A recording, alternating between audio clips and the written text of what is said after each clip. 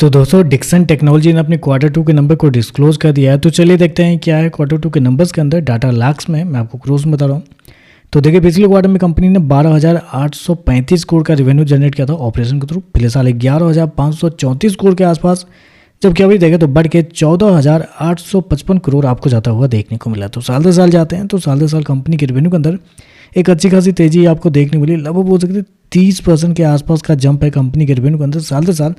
जबकि quarterly base पे जाते हैं तो क्वार्टरली बेस पे भी कंपनी के रेवेन्यू के अंदर तेजी आपको देखने को मिली। वहाँ भी देखें तो लगभग बोल सकते 23% के आसपास का जंप है। तो कंपनी का रेवेन्यू देखें तो आपको साल दर साल क्वार्टर बढ़ते हुए देखने को मिला है।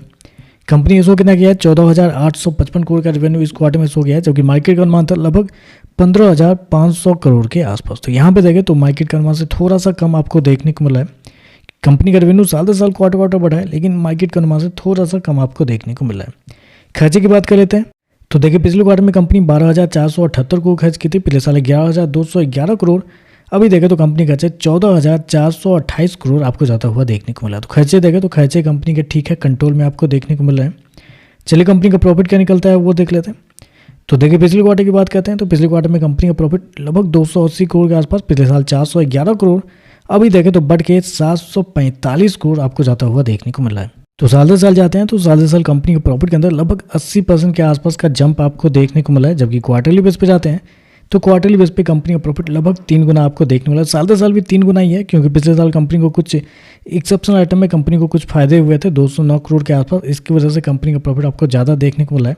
अदरवाइज कंपनी का ऑपरेटिंग प्रॉफिट देखते हैं तो आपको साल दर साल क्वार्टर लगभग मतलब 3 गुना आपको देखने को मिला है। तो कंपनी के प्रॉफिट के अंदर एक बड़ी तेजी आपको देखने में, उसके पीछे का रीजन भी है। रीजन मैं आपको आगे बताता हूँ, लेकिन पहले जितना मार्केट का अनुमान था वो देखते हैं। क्योंकि कंपनी ने शो किया 745 करोड़ का प्रॉफिट इस क्वार्टर में, जबकि मार्केट का अनुमान था लगभग 350 करोड़ के आसपास।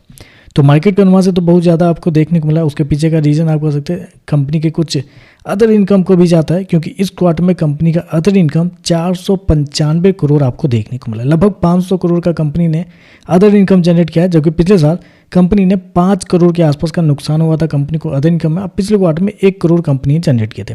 तो यहाँ पे एक भारी अमाउंट आप कह सकते हैं कंपनी को अदर इनकम के थ्रू जनरेट हुआ है, जिसकी वजह से कंपनी के प्रॉफिट के अंदर एक बड़ी तेजी आपको देखने को मिली। क्योंकि अदर इनकम टोटली कंपनी के प्रॉफिट के अंदर ऐड हो जाता है, इसकी वजह से इतना बड़ा प्रॉफिट आपको देखने को मिला है।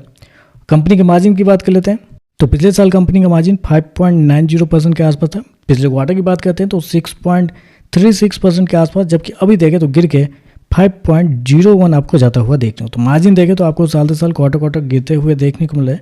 तो थोड़ा यहाँ पे नेगेटिव आपको नंबर आपको देखने को मिला है।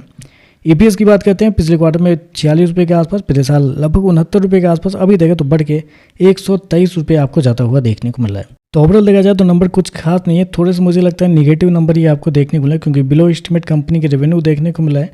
प्रॉफिट के अंदर एक बड़ी तेजी है, लेकिन उसके पीछे का रीजन कंपनी के अदर इनकम है। तो देखते हैं इस पर मार्केट कैसे रिएक्ट करता है।